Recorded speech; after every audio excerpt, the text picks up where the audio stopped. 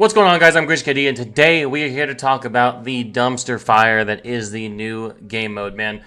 There is a lot of issues and a lot of things that I do not like about this game mode that I think are frankly wrong with this game mode. And honestly, new content is pretty much always good for the game. I actually think that this is the one piece of new content that is pretty terrible for the game. Now, I don't usually make videos like this. I love, not love, but I enjoy enough or don't dislike enough most of Blairam's decisions to not make videos bashing it. Right? I love Raid Shadow Legends. I can get behind most updates. I'm one of those psychopaths that enjoys Curse City. It's not that crazy. It's a good time. Grim Forest was good too. I thought the Mercurial changes they made are interesting. I don't think they're bad or good. I just want to get my hands on them and play with it. So largely I support or don't not support most of Blairam's decisions. However, this game mode has got some flaws. Now we're going to go over pros and cons because I don't want to just point out the negative of the game mode. There are some good things. However, my list of good things is much, much, much smaller than my list of bad things. Hopefully you guys don't mind the new content in the background. I will say, one of the pros is actually kind of fun. RNG can be a little infuriating at times. There's a lot of fears and chances to get frozen. That's Raid Shadow Legends though. The RNG can get infuriating, but I'm having some fun with it. And it is kind of cool. Trying to bring one champion to carry, and maybe you can't get one champion to carry, so you bring a second champion to try and carry, but you're still trying to maximize as many points as you have because you're using a lot of the 9x multiplier champions. You almost feel like, okay, these one or two champions are going to carry, and these other guys are just here to do a little bit of something, a little bit of damage, hopefully not die, bring a little value to the team, but yeah. Like you can see, like without Galathier, we'd be cooked here. Galathier is save the day. Actually, I don't even think we win this run, to be honest, but this is just some background footage. Alright, so one of the positives, I really like that the leaderboards are for everyone. I think on the test server, a lot of us thought it was going to be just global. They're actually, everybody's in their own little group of 100, and 15 people get rewards. I believe it's 15. That's pretty freaking nice. They could have easily done 10 or even 5, so to have 15 out of 100 people get rewards, and that's for everybody globally. So if there's millions of players, then, quite a few people are going to be getting rewards. What is that? Like, I guess that's 15%. 15% of the players will get some sort of placement rewards. That's kind of cool. I'm glad those are not global leaderboards. However, that does eventually come into one of our other issues down the road, but we'll get to that. So it's a positive, but it also makes you care about things more, so it kind of becomes a negative, but we'll touch on that in a second. One of the things I already touched on is, it's enjoyable. I'm having a decent time with it. Not necessarily new bosses, but new combinations of bosses we've never seen before. I actually don't mind the double bosses as much in Curse City. I totally understand the argument that it's like recycled content, like we've already beaten these guys before. However, it is kind of cool when bosses have completely different mechanics and you're trying to bring a couple champions to deal with one mechanic and a couple to deal with the other. That's not as much of a kind of a situation here. You're kind of just trying to brute force most of the stuff down because you have to bring these 9x multiplier champions. But regardless, I guess you could, just play for funsies and not care about the points and try and come up with some cool ways to defeat these bosses together. So I actually don't mind the double bosses as much. I think double bosses are kind of fun. At the end of the day, it's more free stuff. Some of the relics are pretty freaking good. I wouldn't say any of them are like must-haves. Like you don't need to have any of these relics, but some of the relics are pretty good. And then the accessories, maybe it'll help you complete, a 9-piece Merciless or a 4-piece Stone Skin, 4-piece Lethal for like Arena or something. So more accessories. It's kind of a double-edged sword. More accessories is one of our negatives as well, but it is also a positive. It could help you complete a build. Another thing I like is there's no mythical relics, man. Mythical relics are so freaking RNG heavy. So are legendaries, but not nearly to the extent that mythicals are. So I'm so glad that there's no mythical relics. There's not like this extreme pressure to chase something. So if you miss a couple stars, probably not the end of the world. And it only takes 9 days to complete this stuff. And I think they said there's 28 days to do it. I actually haven't checked the timer myself. I don't want to interrupt the footage that's just going on the screen right now, but I believe 28 days to complete 9 days worth of stuff. So you have over triple the amount of time you need. That's pretty nice. So you don't have to do this all in one day. You could do a day, skip 2 days, a day, skip 2 days. You could maybe save some of it for the weekends. I think you'd have to play a little bit more than the weekends, but you could save like probably 75% of it for the weekends and just do a couple, squeeze it in on your lunch break or something if you have to. Alright, so that's it for the positives, guys. Now we get to my long list of negatives, and I might get a little upset here because some of this stuff makes no sense to me. I guess it makes sense from a developer perspective. You want to squeeze as much cash as you can out of people, but other than that, it doesn't make any sense. So one of the big negatives, one of the things I've been hearing from my clanmates, from all kinds of people, is that power plays a role into your points. All right, the more power you can squeeze onto your team, the more points you get. Now, there's not like an exact formula we can use to calculate points. It doesn't really do a good job of telling you. But if this is true, that is ridiculous. Because I ask you, what is more impressive, all right? If someone comes in and beats this content with level 50 champions, right, you're like, oh my god, how'd they do that? Or someone who beats this with +4, fully empowered, fully blessed champions. I think 99% of you guys would say the more impressive teams are the ones with the level 50s, or the 6 stars with no blessings. However, that's not how Plarium sees it. You will get more points for having the blessings and the awakenings because you get more stats and that's more power. Think of it like this, right? You're racing somebody. They got 1 leg, you got 2 legs. You guys tie. Plarium's like, oh, you guys tied? Well, you have 2 legs, so you win. The guy with 1 leg, fuck that guy. And that's basically, your 2 legs are the empowered champions. His 1 leg is his just regular champions. His regular Joe Schmo. Even though you guys beat this content in the same amount of turns, with the same champions, his are empowered, his have blessings, he gets more points. That's pretty damn lame. I think it's actually more impressive the opposite way. To beat the content with as weak things as possible. So the whole power for points, that should just get scrapped. It should be turns and the champions. That is ridiculous. That all that does is reward the people that got super duper lucky on 15x's or dropped thousands of shards like Crucin's friend Chazzy or whatever his name is. That guy can get the empowered champions and smoke you. Why are his fights more impressive? His champions are stronger. It's easier. Why does he get more points?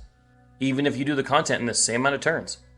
Another issue I have with this game mode, man, is you can no longer skip anything, man. Some of the top points, top highest teams I've seen are using champions that have 5 9x multipliers. So they are using all champions in the 9x multiplier category.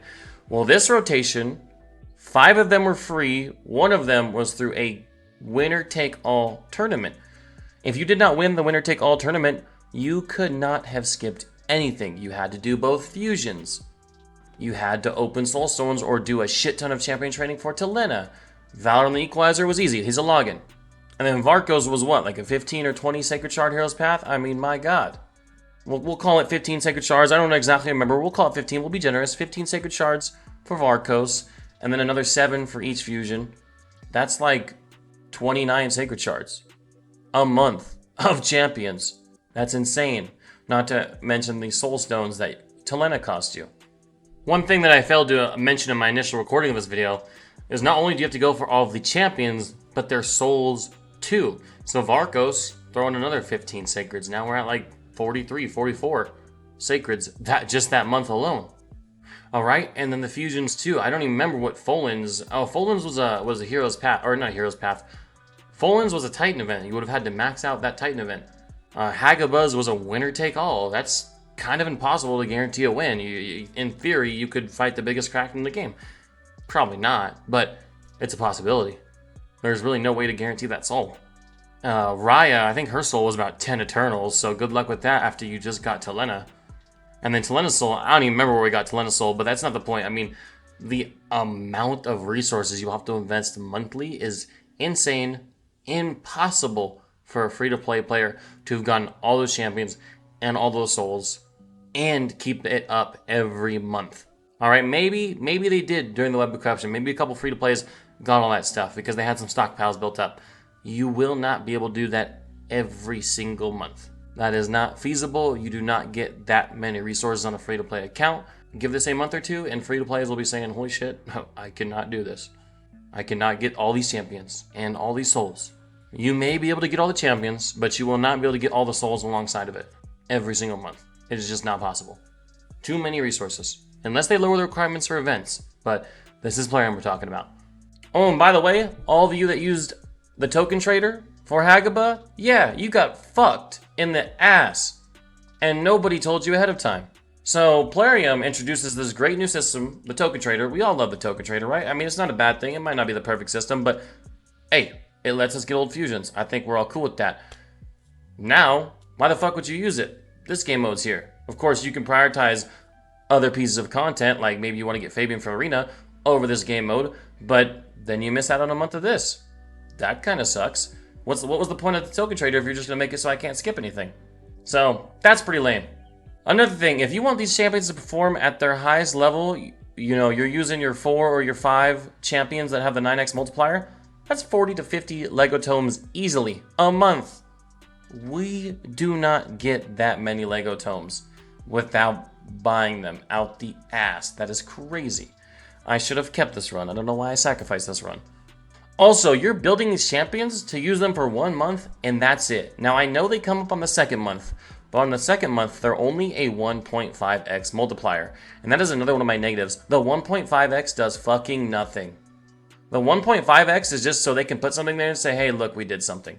The 1.5x, if you use 5 1.5x champions, it does not even equal 1 9x champion. It doesn't do shit. The 1.5x does pretty much nothing.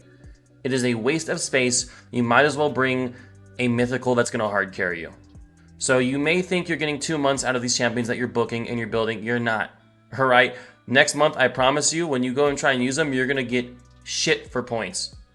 If it was a 4.5x or a 5x or a 3x, maybe we'd be talking a different story, but it's not. 1.5 is not shit. Not to mention, pretty much every single one of those champions on that list this rotation is pay to win other than Masahiro, who is a fusion. Like Tech Tion's on there? Give me a break, dude. Give me a break. That one max HP Dark Elf that was on like 115x? Come on, bro. Free champions my ass. Alright, another negative. Bosses repeat 3 times. Now what I mean by this is the first 9 stages are unique. After that, they just recycle and they're the same. So stage 1 through 9 is the same as stage 10 through 18. I'm sure the stats change, but the bosses, the actual fight themselves, are the same. And then, of course, 19 through 27. To me, this is lame. You're already giving us double bosses, which I don't mind. I like the double bosses. I said that earlier. But why couldn't you just give me 27 unique double boss fights? Even if you pulled 1 or 2 from Curse City that already exist, fine, cool. I'm good with that. Whatever. But I mean, like, could you imagine, like, Nether Spider plus the Void Keep? I mean, like, just Poison City? I don't know. It sounds cool to me. Some people might think that's hell, but the point I'm trying to get is, why couldn't we just gotten 27 unique combos of double bosses? Maybe put an Amius into one of them and just nerf his stats to the ground because he's a hard as fuck boss. But I mean, that's what you do in Sand Devil with Curse City, right? The Sand Devil in Curse City half the time doesn't even one-shot your champions. Like, they nerfed his stats to the ground. Do the same thing with Amius. Throw him in with the Arcane Keep guy, the easiest boss in the game, or the Minotaur, or let's see, Dragon and then the hard mode Dragon, or Eternal Dragon and Magma Dragon. Like, there's so many combinations they could have done. Now, I will say, I thought I maybe have heard something about there being, like, rotations of this, kind of like Doom Tower. I may be just making that up. Maybe that was a dream or something. If that is the case, and there is different bosses next month, then I retract this statement, because that would be cool. But I got a feeling it's going to be the same bosses every month. I don't know where I heard that, and it's probably wrong, because I haven't heard nobody else talking about it. But if there are different bosses next month, then I take this back. This next one is a negative for me. It may not be a negative for everybody. Just depends on how you look at the game. But this content will never be beaten. It will never be finished. Now, what I mean by that is something like Curse City takes a long fucking time. It's hard. But each stage has, I think, 5 different rotations it can go through. So eventually, when you beat all those stages with your different champion combinations and you have those champions built, that part of Curse City, it's done. Like me, I could beat all of Curse City. I've done it 4 or 5 months in a row now. I think I've got every single stage down, unless there's one that hasn't rotated in yet. So those champions that I have built that I took for every building, it's done. Curse City's done. I might have to move some gear around, but the champions are built. The content is complete. This will never be complete. You have to constantly be chasing the newest champions every single month, and you cannot stop if you want the rewards. If you don't care about the rewards, yeah, you can take a little break, but you will fall behind. If that's something you care about, then you're shit out of luck. Sucks to suck. Or at least that's how Plarium's treating you. So you build these champions just to use them for 1 month. To me, that's kind of lame. I would like to eventually beat this content. Even if there was 10 different rotations. Let's just say there's 10 different rotations. Hey, this is the first one with the Web of Corruption champions. They're going to come back in 10 months. Okay, cool. All right, when eventually all those 10 rotations come out, I do them.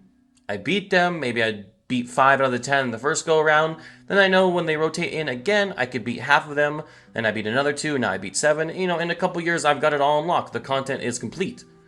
But no, this is, yeah, you'll just never beat this. You'll never, you might beat it month to month, but you'll never be finished. You'll never stop building champions for this game mode on a monthly basis. If it was every 3 months, maybe that wouldn't be as big of a deal. But on a monthly basis, I have to be building brand new champions just for this shit content? Yeah, not a big fan of that. I think part of Raid Shadow Legends is progressing through the game, getting content finished with. You know what I mean? All of us have worked through the game, and there's certain things that we just do on auto. We beat it, cool, we get our gear, we get our rewards. We like that, you know what I mean? We optimized our dragon team, it's fast as fuck. We like it. No problem with that. But it depends on how you view the game. Maybe some of you guys want a constant challenge. I wouldn't say running Minotaur and throwing books into champions and leveling up gear is a challenge. But yeah, sure, grinding champions away, maybe that's a challenge to some of you guys. Now, this other one is a negative, but it also kind of ties to a positive. So the positive I mentioned earlier was that we get more accessories to maybe complete some sets. Now the negative is we get more accessories. This content is designed for the end game, right? It's the latest unlock. It has been said multiple times by Plarium, by other CCs. This content is end game. The most difficult thing or the biggest pain point for end game players right now is accessory management. And then Plarium goes, oh, accessory management is the biggest problem in the game right now? Oh, so you need more of them, right? You want more. No. People like Big Papa Drock, myself, you go watch some of these other CCs, these endgame CCs, their inboxes are full of accessories. They gave us 200 more storage. Cool. That's going to last about a week. Now, I'm being a little exaggeratory, but it's not going to last more than a month.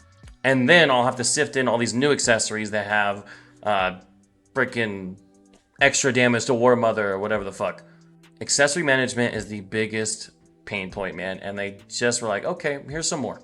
Here's some more. And they're super duper valuable. You're going to have a hard time wanting to sell them because they're brand freaking new. Yeah, good luck. Have fun gear cleansing, motherfucker. Now for mid-game, for early game players, not as big of a problem. But again, this content is designed for end game players. And that is the biggest pain point for end game players. If you're an end game player, leave a comment down below if this is the truth. Because that's all I see, that's all I hear. Everybody has a hard time managing their accessories. It is a pain in the ass. And also anomalous accessories, that literally just sounds like the perfect way to have made accessories that could have been put on anybody. I thought these were going to be non-faction specific accessories. Sadly, I was mistaken. Anomalous. I was like, oh, like, they're an anomaly. You can wear them on any faction. Cool. Nope, not at all how they work. So I think they dropped the ball on that as well. They definitely, this was their chance to make non-faction specific accessories, and they goofed it up, in my opinion. But that last one is not crazy negative. That's just my personal opinion. I mean, I guess a lot of this is my personal opinion, but that last one is just me thinking like, you know, you had an opportunity, you kind of dropped the ball on it. Alright, guys. Let me know what you think of the new content down below, man. It doesn't seem like the community's too happy with it. I have seen some defenders of it. No problem with that. I mean, if you're a defender, hey, cool. I mean, like I said, I'm a big lover of a lot of things that Plarium does. You know, I mean, I don't usually make videos like this. Grim Forest was cool with me. Curse City was cool with me. You know, yeah, you gotta restart a couple times and put some stun stats on, and it's hella RNG in Curse City.